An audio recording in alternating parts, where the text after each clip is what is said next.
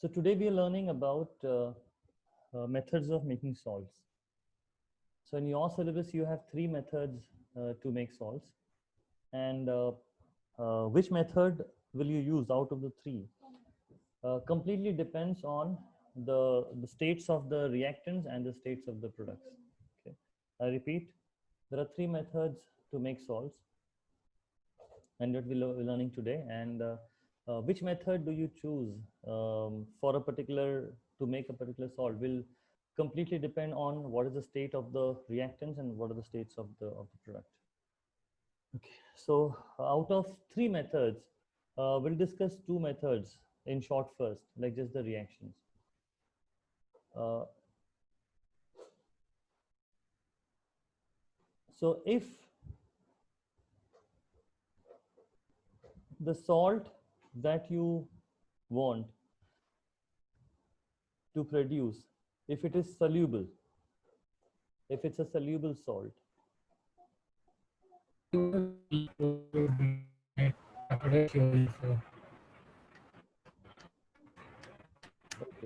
Arman, keep the video off. But next time, please sort out the internet issue. Okay, so if the salt is soluble, then the reactants have to be acids and bases, an acid and a base.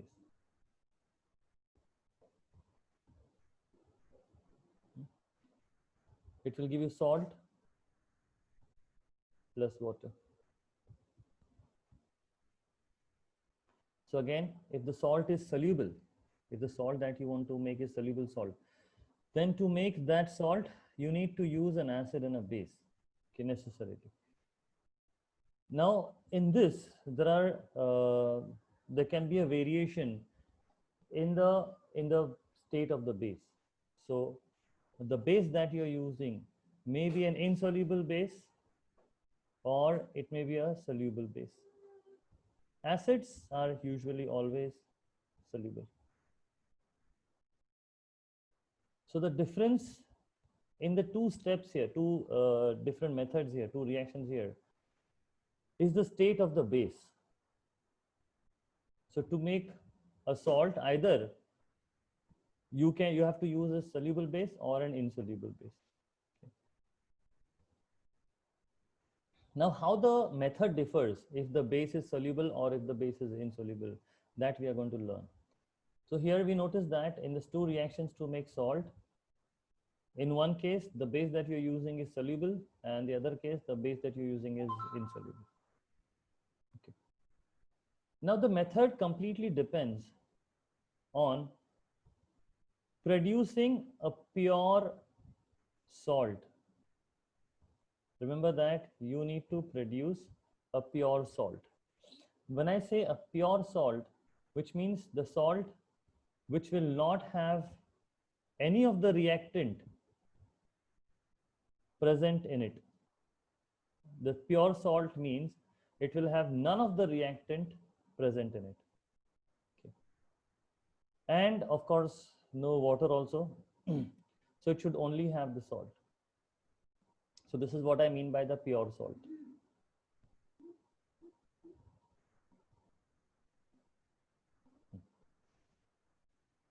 So now we will talk about the first method, first reaction, where the base is insoluble. So how do you ensure that the salt produced is a pure salt?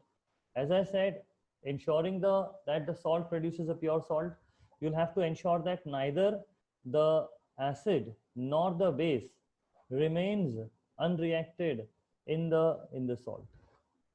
Okay. So when the salt is produced, none of these should be present in the salt. Okay, this is what you mean by producing a pure salt. Okay, now how do you ensure that?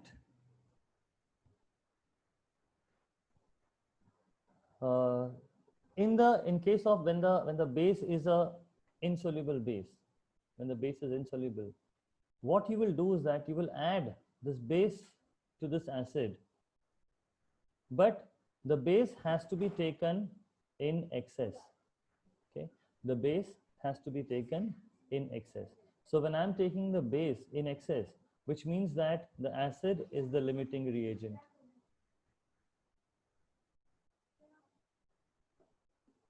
So when I take excess of base, when I add excess of base to the acid, all the acid will get used up. All the acid will get used up because that's the limiting reagent. And because base is excess, some of the base will remain unreacted. Some of the base will remain unreacted. But as I said that if I want a pure salt, then I should not have any of the reactant unreacted. Okay. But if I have the base unreacted, okay, that's not a problem. I can remove that unreacted base. I can remove that unreacted base because it's an insoluble solid. It's an insoluble solid. Now let us see this. I'll try to show it in the diagram what exactly is happening here. So if I take the acid, which is a solution, and to this, if I add the base which is insoluble, so this is the insoluble base that I'm adding. But as I said that the base has to be added in excess. So when I add this base in excess, excess means more than required. Excess means more than required. So when I add this base in excess, the base will start to react. Now just keep on looking. Keep looking at the base in the beaker. So you can see that, you can notice that the base is gradually getting reacted. Okay, I hope you are noticing that the base is gradually getting reacted. When the base is reacting, of course, along with that, some of the acid is also gradually getting reacted. So as you notice here, the base gets used up, but after a certain point, the base, what the little base is remaining, and that little amount of base remaining is not getting used up anymore. So why do you think this is happening? Why is that little amount of base remaining there is not getting used up anymore? So because the acid is used up already, all the acid is used up already. Perfect. So there's nothing to react with the yeah. base. So because base was in excess, so of course some of the base will react. It's not that base will not react at all. Some of the base will react, but once all the acid is used up, after that base has nothing to react with because acid is used up. So of course, whatever is the leftover base, that will remain as it is. But at least I ensured that in this solution, there is no acid present. In this solution, there is no acid present. All the acid is used up. So what should be my next step to remove the leftover unreacted insoluble base? What should I do? How should I remove this unreacted base over here?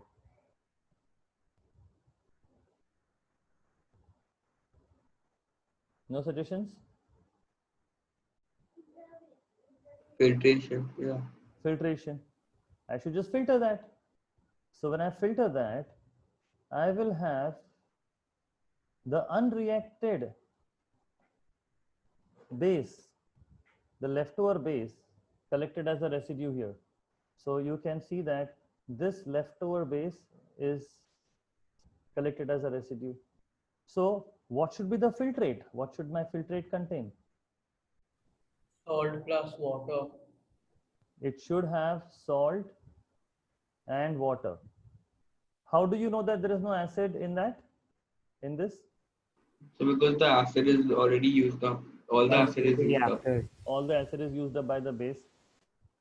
And how do you know there is no base in it? Because that's left behind as residue. Because base I have removed by filtration. So which means I'm sure that what is there, what is in the solution here is the salt solution and the water.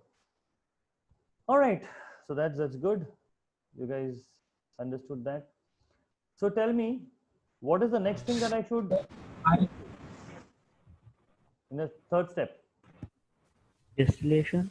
No, what's the next thing that I should remove this water also, no? Yeah, you need to remove Ah, so- water, separate water and salt. Yeah, we but can do how that do by you, how do you do distillation. that? Evaporation. Evaporation. Distillation, when you need the water. I don't need the water. Yeah. Oh, I okay. don't need the water. So what I will do is that I will take this filtrate in an evaporating dish, okay, and heat.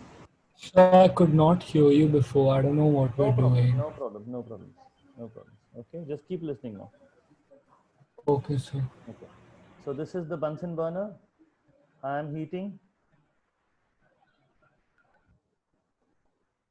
the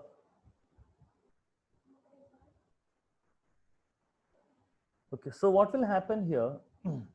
The water will gradually be lost, be evaporated. So the level of the water should come down. The water Yeah. is Yeah, yeah. evaporated, so level of the water, matlab the amount of water in that solution is becoming lesser. So as the solvent becomes lesser, what should happen gradually? The salt. Concentration of the forming. solute increases. Concentration of the solution increases. Fantastic. So see, the level has decreased. Okay. But I'm still heating it because okay. I will heat it. I will continue to heat it till I see the first crystals. You know, the crystals start to form. Till I see the crystals start forming. This point is called as saturation point. When the concentration increases or when the crystals start forming. When the concentration increases so much, which means that I have heated it so much that so much of water is lost, so much of water is already out, that the leftover water, the remaining water is not enough for the dissolved salt to keep dissolving. You know, this dissolved salt, it can't keep dissolving. So dissolved salt will start getting undissolved. That's called as saturation point. It's also called as crystallization point.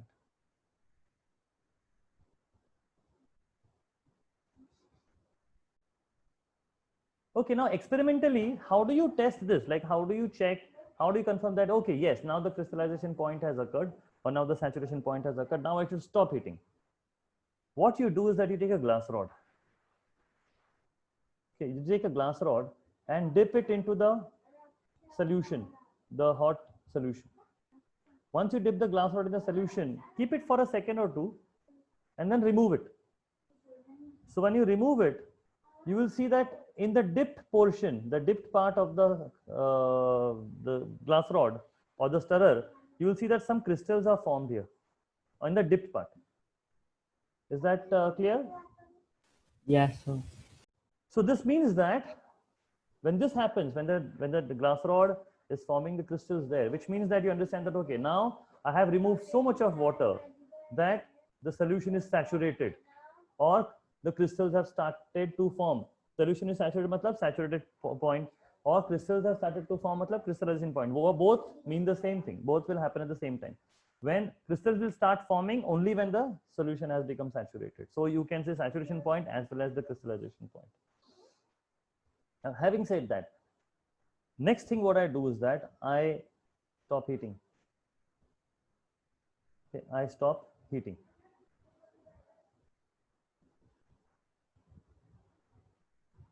Now what will happen next? The solution is hot and it's saturated. In fact, it's a little super saturated.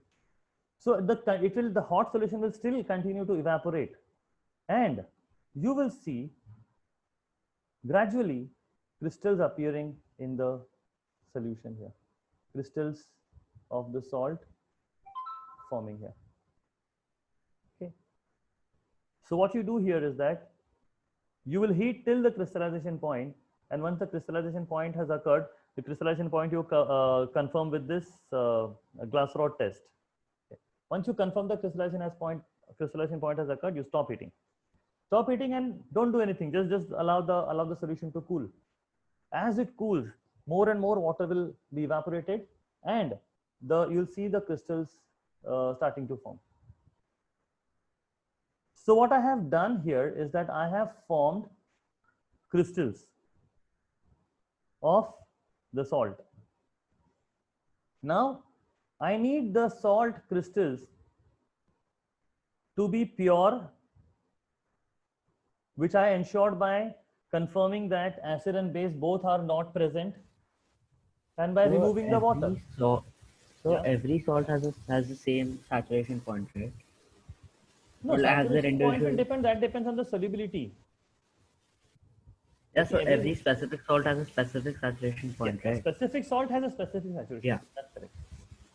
Okay, but anyway, you don't have to worry about that. You just, when you practically heating this, after some time when you feel that okay, now I guess that the saturation point must have occurred, take a stirrer, dip it, keep it for a second, take it out, and just check. All right, now because the crystals are formed, I need those crystals, so I will filter those crystals. So this time, whatever little solution is left, that will be as a filtrate, and in the residue I will get those crystals which are formed. So the crystals I'm collecting here. Now the question often says that the salt that you need to prepare is pure and dry crystals. Okay, so crystals, so yeah, you got crystals, good, but they are not dry, they are wet. So next step should be drying. Now how do you draw the crystals? Remember that the crystals should be dried by dabbing with a filter paper. Okay. So dab dry using a filter paper, like a tissue paper, So this drying is like soaking the wetness on the crystals.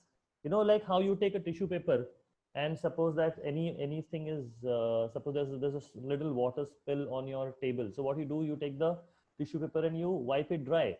So here what happens, the tissue paper will soak the wetness of the on the table. So similarly, the tissue paper, the filter paper will here soak the wetness on the surface of the crystals. But remember that crystals agar hai, which means that they have water of crystallization also. Excuse me. Yeah. So remember that when you're talking about crystals of salt, crystal means there is a water of crystallization. So if we know the hydrated salt ka formula, like XY dot NH2O. This like few examples we know is copper sulfate dot 5H2O, cobalt chloride dot 6H2O. So these are crystalline salts who have this water of crystallization. Okay, now this water of crystallization is part of the crystal. The 5H2O in copper sulfate and 6H2O in cobalt chloride examples. This water, the water of crystallization is part of the crystals. We don't want to remove that. And that is the reason why we are drying with using a filter paper, so that it will just soak the wetness on the surface, but it will not definitely remove the water of crystallization from the lattice of the salt. Is this part clear? Yeah, so Yeah. Only Madhav understood? Yeah, sure. You Everything, repeat. you don't sir, have once to, again. you don't have to say So- yes sir every time. If you're not understood, Sir, I don't understand. suppose that this is a crystal, one small crystal, okay, but this is wet. Yeah. How will you dry it? By dab dry using Yeah. filter paper. So what will it do? It will only soak the, suppose that there are some droplets of water, some wetness over here. So it will just soak that, understand? So it will just soak that, but the salt crystal has it still has the water of crystallization. Like suppose this is suppose copper sulfate agar hai ye. So suppose this is copper sulfate, then this copper sulfate has, if it's crystalline, then it has copper sulfate dot 5H2O. So will the filter paper soak this water also? No. No, this water is intact and I want that water of crystallization intact. That's the reason why I'm only dabbing dry with using the filter paper. Okay, what was the other method to dry this? I could have heated this. But heating, what is the risk that you're taking when you heat? The water of crystallization gets affected. Yes, it's not just the wetness will be dried. Yeah, the water droplets which will be remove, which will be evaporated. But also you may lose the water of crystallization. So if you lose the water of crystallization, you will not get the crystal anymore. You'll get in the powder form. The copper sulfate that you'll be getting, it will be anhydrous, the white anhydrous copper sulfate. But I don't want anhydrous copper sulfate. I want hydrated copper sulfate. I want the crystals of copper sulfate. Hence, I need to be careful that I am just removing the wetness and not removing the crystallization, water crystallization. And that is the reason why, you know, in this particular step, when I heated only till saturation point. Heat till saturation point. Why didn't I continue heating? If I would have continued heating, wouldn't have finished the removal of the water quickly. If I would have continued the heating, I could have done it faster. But why didn't I do that? Because Water of crystallization. water crystallization would have also been lost. So I don't want that. That's the reason why when the saturation point has occurred, which means that I have removed enough water. Okay, so I have already sped up the process. You know, so now I will give time for those crystals to form. And remember that more time you give for the crystals to form, you'll get larger crystals, you'll get better crystals. So that's the reason why once the saturation point has occurred, crystallization point has occurred, after that glass rod test, then I'm just stopping the heat, stopping the heating of the Bunsen burner, and I'm just waiting. I'm just waiting for and allowing it to form the crystals. Is that clear?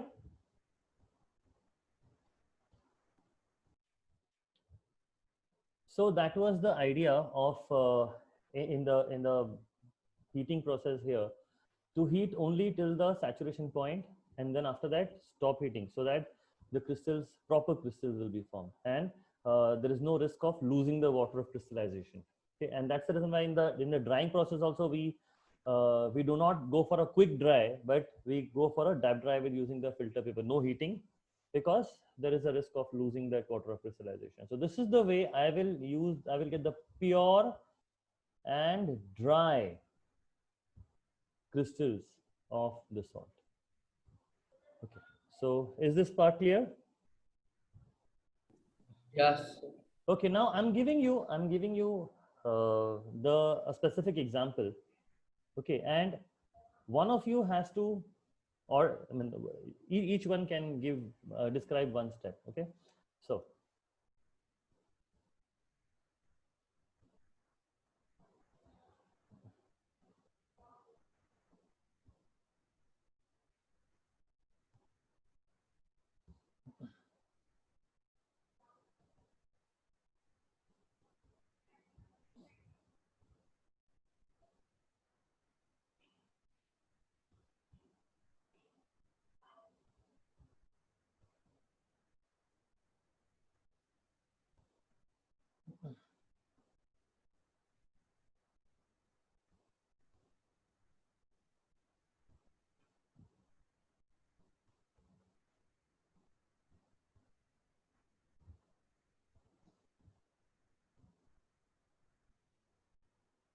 all right, so who wants to start?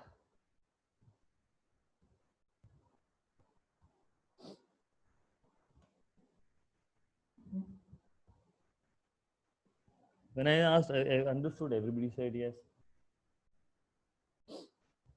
Yes, guys. Okay, I'm randomly choosing Yeah, sir, you only choose. Shetty. So first you take One second. Hello, what? I have not. Okay, yeah. What? Listen to me. Listen to the question first. Okay. The salt that you have to make here is copper sulfate. So you have to describe the steps by giving the specific names. Okay. Now, copper sulfate you are preparing by, of course. Your voice is breaking. I couldn't hear you. Okay, I'm writing on the screen here. You have to make copper sulfate. Of course, the acid that you will use will be sulfuric acid, because you want sulfate. Okay, and the base that you will use will be copper oxide or copper hydroxide. I'm choosing copper oxide. And of course, the other product will be water. Okay, now, Shetty, step one. Describe the step one. So first you take excess of CuO, which is the base, and you take H2SO4 because you're limiting reagent. Once you add CuO to the limiting reagent, the CuO copper oxide will start to react. Copper oxide has to react. H2SO4 has to react completely with copper oxide, leaving nothing, no acid behind. Shall I go on? Okay. How do you know that? How do you decide that how much of copper oxide to add so that it will be excess? Like, how do you decide that how much amount to be added? Like, how do you, when do you stop adding? I don't know. I will tell you. In order to confirm that copper oxide is added in excess, you keep on adding copper oxide gradually till it no more reacts. Till it no more reacts. That is how we ensure that Okay. copper oxide is added in excess. Okay. Now, what Okay. exactly do I mean by this? I will just tell you. So suppose that copper oxide, which is a black colored powder, if I add some copper oxide to this, and I see that to the sulfuric acid, I see that copper oxide got used up completely. Okay, now what do? I add again.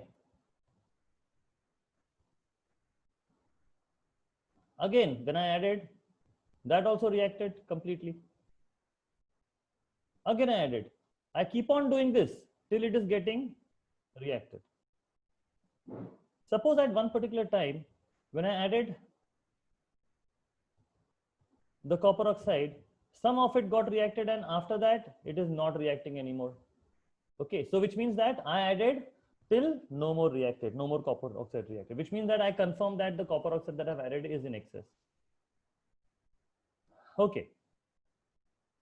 Shetty, why is it necessary? Why is it necessary to add the copper oxide in excess? So to get a pure salt. So what exactly are you doing, which is ensuring that the salt is pure? By adding excess, anyone else also can answer. Why excess So of to ensure, that all the acid is reacted. Correct. To ensure that all the acid is used up. So, which Singhvi was there? Just answered. So Pranav. Okay. Pranav, what will happen? What will happen if suppose all the acid is not used up? Why do you want to use up all the acid? Why is so important? Why is it so important? What if some acid is left over? What will be the problem? So you won't get a pure salt. Why? So because there will be some contents of sulfuric acid that will remain in the CuSO4, so it won't be CuSO4 and like. Yeah, it will be CuSO4 along with the unreacted acid. So it will not be pure copper sulfate. It will also have some traces of the unreacted acid. So that's why I want to make sure that acid is used up completely. Okay, I want to make sure that acid is used up completely. Hence, copper oxide to be added in excess. But if copper oxide is added in excess, isn't the copper oxide remaining unreacted here? So isn't that a problem? Yeah. Yes, sir. Yeah, so you filter it. But that you can filter. Yeah, correct. Yeah. Because it's insoluble solid. No problem. If the copper oxide is no problem, it's a solid. It can be filtered. If Yeah. sulfuric acid is, it can't be filtered out. It's an aqueous. You can't remove it. So you keep that substance out of the two excess, which you can remove if that remains unreacted. So I choose copper oxide to be in excess. Okay, good. Nivan. Yes. Yeah. Okay. Now, Shetty added excess of copper oxide. Continue. Okay. Sorry. Nothing. Continue. Yeah, Shetty added excess of copper oxide to sulfuric acid, and he ensured that all the sulfuric acid is used up. Another suggestion is that the sulfuric acid that you are taking, you may take a warm sulfuric acid. Just a suggestion, because that will just speed up the reaction. But it's not necessary. But if you take warm sulfuric acid, that's better. Anyway, so sulfuric acid is used up, and now Shetty has also filtered. He has filtered the excess copper oxide. What would you do next if the same experiment is handed over to you? What is the next step that you will do? So I get the residue as the excess copper oxide up in the filter paper. That's the residue, and that's the filtrate. So you take the filtrate, you take an evaporating dish, a Bunsen burner, and a tripod stand, and you set up the opacet as you've shown in step 3. Mm-hmm. Then you heat it till saturation point. That is till some solid appears on the glass rod. You take a glass rod, dip it inside for like 1 second. If some like crystals or solid And remove appear, it. which Dip it for a yeah, second. and you remove it. Yeah, you remove it. If you see any crystals or solid forming on the glass rod, means it's reached saturation point. That means you stop heating it. Yeah, you stop heating it. Yeah. Yeah, you stop heating it, and after that you filter it once more.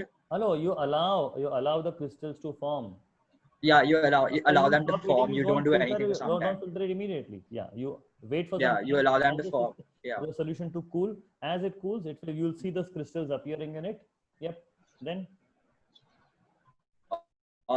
Then you again filter it. This time you take the residue, and you don't, instead of taking the filtrate, you take the residue because those are the crystals, and you dab them using filter paper.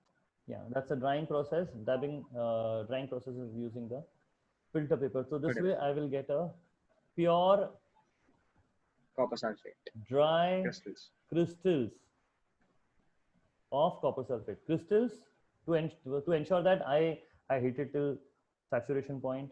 Dry, I drap dried. Pure, I removed all these other guys. All right, so this is the way I had a pure dry crystals of copper sulfate. Guys, you're great. Okay, anybody still has any question here? Any problems here? Anything not clear? Anything, any reasoning not understood? All good? I have a question. So after the saturation point, you filter it again, the crystals. Yeah, because it is still, there is some liquid, some solution is still there, no? The entire Okay. solution has not solidified, understand? Yeah. Okay, but whatever little is here that I have shown here, no? Well, that's a very small amount of liquid. Yeah, eventually this will also form crystals, understand? This will also form crystals, you know? But Okay. I have taken the major part of the crystallized part here. So that's the crystal that I will collect. Okay. All right, everyone.